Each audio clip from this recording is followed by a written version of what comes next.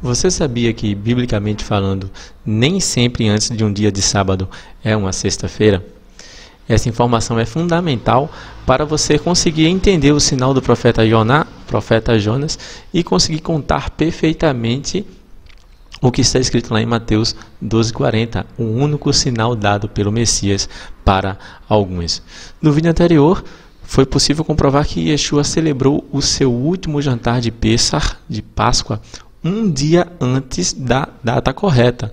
Ele fez isso numa comunidade dos essênios, por isso que essa comunidade o acolheu e não se escandalizou com essa celebração numa data errada, porque os essênios tinham um calendário diferente do calendário de Jerusalém, por julgar que aquele judaísmo ali estava corrompido, né? Tanto é que, se você observar, no jantar de Pêssar de Yeshua não havia cordeiro, porque o Eterno diz claramente que o cordeiro deve ser levado ao lugar que o Eterno escolheu para ser adorado, ou seja, o templo de Jerusalém. E Yeshua não fez isso porque estaria morto justamente na hora que o cordeiro deveria ser sacrificado. Um paralelo perfeito entre Yeshua ser o cordeiro de Deus que tira o pecado do mundo. É daí que vem a tradição do Afikoman, uma tradição criada pelos essênios. Afikoman é aquele matzá, aquele pedaço de pão sem fermento, que é usado para substituir o cordeiro. Hoje, todos os judeus na diáspora usam o Afikoman, já que não podemos oferecer os nossos sacrifícios no templo, porque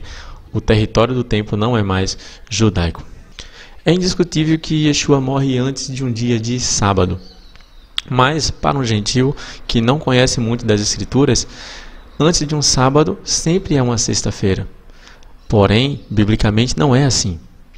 Exemplo, lá em Levítico 23:32, existe um texto que diz o seguinte: o dia 10 do 7º mês será sempre um Shabat, será sempre um sábado para o judeu. E uma data fixa em um calendário, ela vai variar o dia da semana de acordo com os anos que se passam. Exemplo, o dia 10 do 7º mês nesse ano vai cair num dia semanal, no outro ano já vai ser um dia semanal totalmente diferente. Mas independente do dia semanal que caia, será sempre um Shabat para o judeu, determinado pelo Eterno. Olha a palavra Shabat, como é que se escreve no original. 3 letrinhas da direita para a esquerda, Shin Beit Tav, Shabat, e significa literalmente cessar, parar de trabalhar. Então, todo aquele dia que é um feriado em que se cessa de trabalhar, um dia festivo ordenado pela Torá, é considerado um sábado pelos judeus. E Yeshua morre antes do dia festivo de Pêssar, ou seja, era um sábado, independente do dia da semana em que caia. Observe que nessa semana em que Yeshua morre e ressuscita, haviam 2 sábados distintos. Compare os textos de Lucas 23:54 a 56 com Marcos 16:1. Aparentemente, os escritores entram em contradição, mas na verdade eles apenas estão falando de sábados diferentes. Para um gentil isso é bem complicado, mas para os judeus é perfeitamente possível. Observe que lá em Lucas 23, ele fala que as mulheres prepararam as especiarias antes de um sábado. E Marcos diz que as mulheres saíram para comprar essas especiarias depois de um sábado. Como isso é possível? A não ser se existir 2 sábados diferentes. O escritor do livro de Lucas estava se referindo ao 7º dia da semana, ao sábado semanal. Já o escritor de Marcos estava se referindo ao dia 15 de Aviv, ao dia 15 do 1º mês, que independente do dia da semana que caia, será um Shabat, porque é o primeiro dia da festa de Pães Asmos, conforme diz na nossa Torá.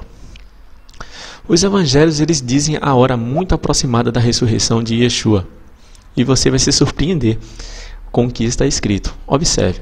Mateus 28:1 diz o seguinte: no findar do sábado, quando despontava, ou seja, quando começava o primeiro dia da semana, as Marias foram ao túmulo para poder ungir Yeshua. E quando elas chegaram lá, não encontraram ninguém, porque ele já havia ressuscitado. Então, logo no comecinho do domingo, Yeshua já não estava mais lá. Lembrando que o dia judaico começa ao pôr do sol, ou seja, o comecinho do domingo é aproximadamente às 18 horas. Os outros escritores que narram o mesmo fato, eles confirmam a mesma versão. No primeiro dia da semana, bem de madrugada, está escrito lá em Lucas 24:1. Lá em João 21 diz o seguinte: no primeiro dia da semana, sendo ainda escuro, todos sendo na mesma linha de Mateus, mas Mateus foi bem exato, né? No final do sábado, começo do domingo, dando aquela ideia realmente de transição do dia. E você tem que lembrar também que a única coisa que impedia as mulheres de irem ao túmulo era o Shabat, conforme está lá em Lucas 23:56. Elas gostariam muito de estar lá para poder ungirem o Mashiach, mas eram impedidas por causa do mandamento de parar de trabalhar, de não fazer nenhum esforço, né? E no começo do domingo ele já não estava no túmulo, como eu falei, e ele ressuscita então no finalzinho do sábado. Essa é a ideia que fica muito clara a partir do texto de Mateus 28. E quando você volta aos dias da profecia de Mateus 12:40, você chega ao dia de quarta-feira. Então ele morre no final de uma quarta-feira e ressuscita no final de um sábado. Sabendo que quinta-feira seria o sábado do dia festivo, então encaixa perfeitamente aí os 2 sábados da semana de Yeshua. Um teólogo Benevides, um teólogo católico, por que eu achei interessante citar um teólogo católico? Porque foram os católicos que inventaram, que criaram o calendário gregoriano, que é o calendário que temos aqui no Ocidente, que usamos aqui no Brasil.